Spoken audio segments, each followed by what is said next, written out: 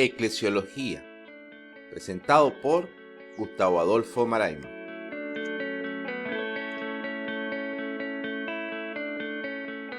El tema de hoy, la eclesiología bíblica.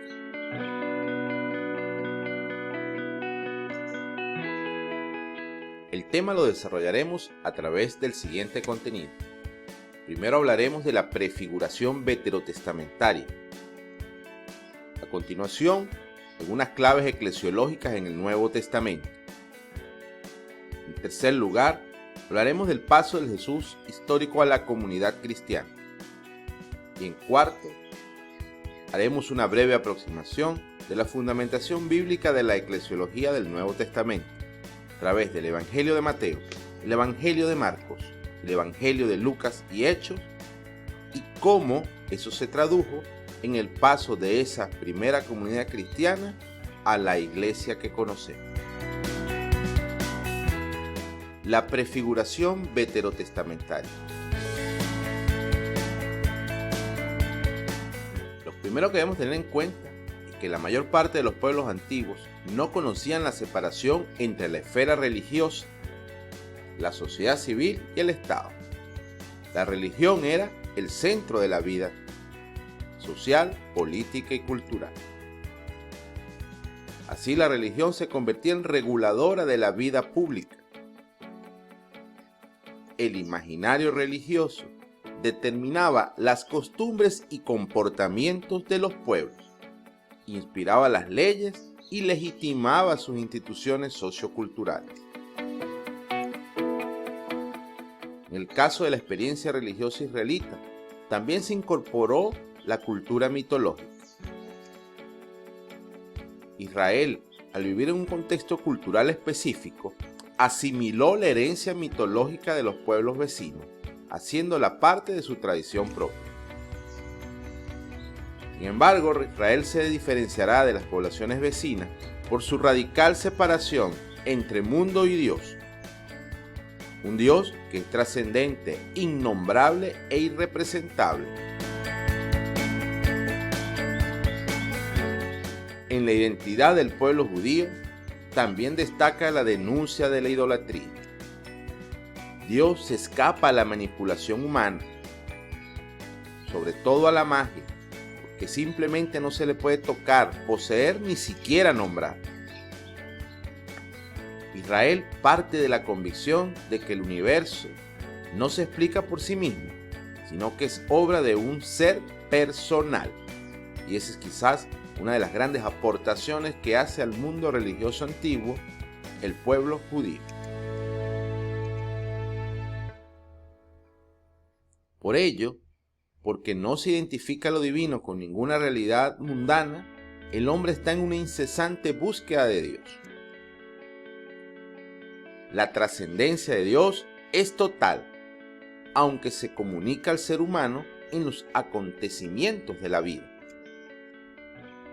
Es el Dios innombrable y siempre libre, un Dios para todos los hombres, un Dios que es espiritual y misterioso y que no se deja dominar ni poseer por ningún pueblo.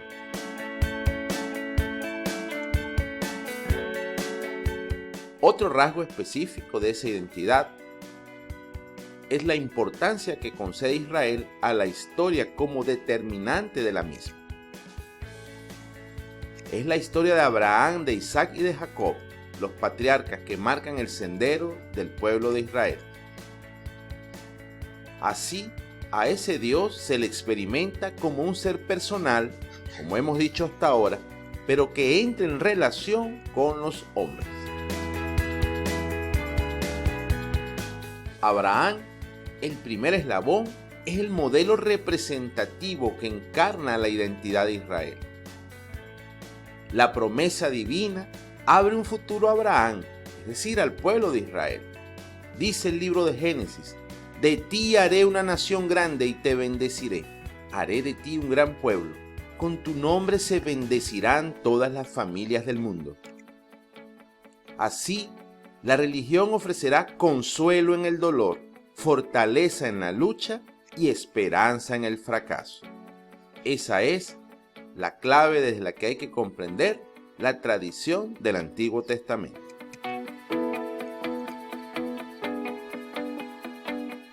La experiencia hebrea es la de un Dios que salva. Por ello, tantos testigos, entre los que sobresalen los profetas. Pero en ese mismo contexto surge una impotencia ante los eventos históricos que amenazan a Israel su propia supervivencia. Y en medio de ese contexto resurge la expectativa del Mesías. Cuanto peor iban las cosas al pueblo judío, mayor era entonces la expectativa de que Dios enviaría un Mesías para cambiar el curso de la historia. Los primeros cristianos buscarán entonces en esas tradiciones del Antiguo Testamento y del judaísmo precristiano aquellas teologías que permitan legitimar la irrupción de Jesús en la historia y la aplicarán a su experiencia. Se procura entonces una pretensión de continuidad respecto a las promesas del Antiguo Testamento. Con ello, estas primeras comunidades expresaron cómo entendían a Jesús y establecieron el marco teológico necesario para constituir una comunidad de discípulos, de la que surgió el cristianismo ya como religión diferenciada del judaísmo. Hablemos ahora de las claves eclesiológicas que surgen en el Nuevo Testamento. El núcleo de la predicación de Jesús es el anuncio del reinado de Dios. Jesús va a unir la convicción de esa cercanía del reino con la restauración futura que el pueblo judío esperaba para Israel. Será en este contexto que se explicarán muchos hechos y comportamientos de Jesús, como por ejemplo la elección de los 12 discípulos como símbolos del nuevo Israel, su intento de purificación y renovación del templo, la atención preferente a los nuevos destinatarios del reino, entre otras cosas.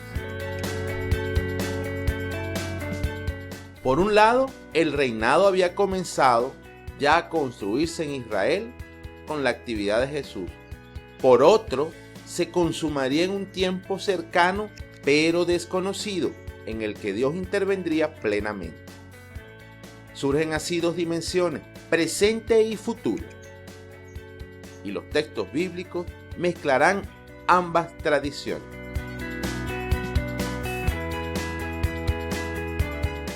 También destacan como clave eclesiológica la solidaridad de Dios con los dolientes.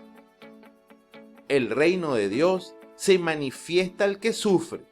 La perspectiva del Nuevo Testamento en ese sentido es teológica y no científica.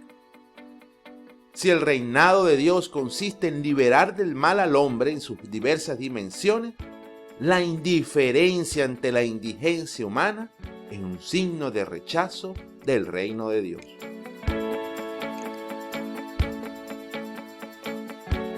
La tradición común a Mateo y Lucas es la que más importancia da a la relación entre anuncio del reinado de Dios y la buena noticia para los pobres. Podemos ver Mateo 11, 4 al 6 y Lucas 7 al 22. Son los desdichados los primeros que se alegran cuando llega el reino de Dios a una sociedad injusta y desigual. Porque Dios no es neutral ante la injusticia humana.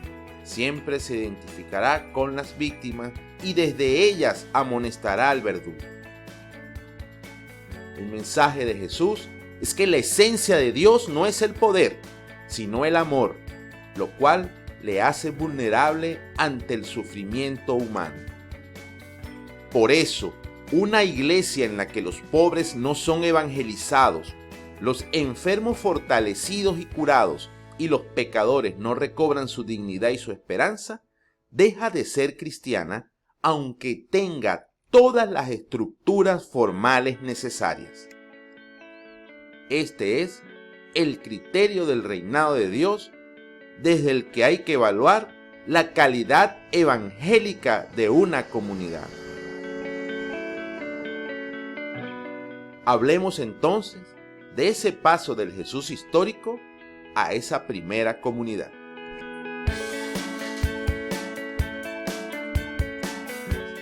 Inicialmente, el mensaje se dirigió a todo Israel. Jesús se sentía enviado al pueblo judío y no a los paganos. Así se situaba en la misma tradición de los profetas del Antiguo Testamento. A pesar de eso, Jesús no fundó una sinagoga aparte ni creó una comunidad separada del judaísmo. Para Jesús, el seguimiento es el eje vertebral de la comunidad de discípulos. Es Jesús y no los discípulos el que toma la iniciativa y los llama a compartir su vida y no simplemente a aprender su doctrina. Así se mantiene la identidad del grupo. Mientras más cercano se prevé el final de los tiempos, mayor es el radicalismo evangélico. Así aparece una teología del seguimiento identitario de la comunidad de los discípulos. Esa se transformará luego en imitación de Cristo en el contexto de la transformación del discipulado en la iglesia. Pero veamos algunos elementos característicos de la eclesiología del Nuevo Testamento. El mensaje en Marcos estriba en la contraposición entre ese seguimiento del Mesías crucificado y el ansia de grandeza, que se da en el grupo de sus discípulos. Marcos destaca que el servicio es lo que debe distinguir al grupo de Jesús. Jesús no se relacionará con Dios buscando favores, sino siempre desde una actitud de servicio. En Mateo se nos presenta la iglesia en tiempo pascual. La pertenencia a la comunidad, sin embargo, no equivale a estar dentro del reinado de Dios. Las parábolas del siervo y el infiel, del trigo y la cizaña, nos recuerdan eso.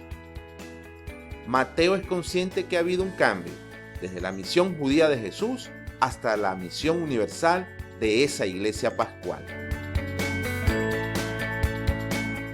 Lucas establece también que hay una conciencia clara de la ruptura entre judaísmo y cristianismo.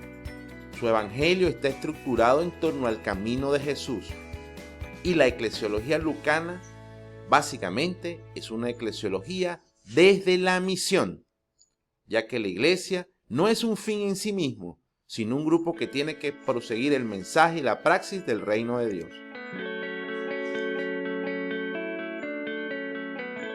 Lucas usa la idea del seguimiento para indicar que Jesús formó un movimiento dentro del mundo judío, no una entidad religiosa diferente. Lucas acentúa en cuanto a la comunidad la gratuidad de la misión. En los Hechos también habla de la necesidad de constituir ministerios para atender las necesidades de los grupos cristianos desatendidos. En resumen, lo propio de Jesús es preparar, anunciar y actualizar el reinado de Dios. Jesús fundó la comunidad de discípulos y puso las bases sobre las que se desarrolló la iglesia. Podemos afirmar que no existe iglesia en el sentido pleno y teológico del término más que después de Pascua. Hay dos acontecimientos que expresan la convicción de esos primeros pasos: la atribución a Pedro de su nombre y la institución de la Eucaristía. La comunidad se vincula, ¿producto de qué? De la fe en la resurrección de Cristo. Pero tras la resurrección, la proclamación del reino de Dios casi desaparecerá. Ahora se esperará la venida de Cristo, Rey y Señor. La experiencia pascual se complementará con la pentecostal. Ahora brillará con toda su novedad la gloria del reino de Dios. El período apostólico constituirá para todos los tiempos una referencia histórica única que no puede repetirse ni superarse. Es el fundamento permanente y la norma de todo el discurrir histórico de la Iglesia.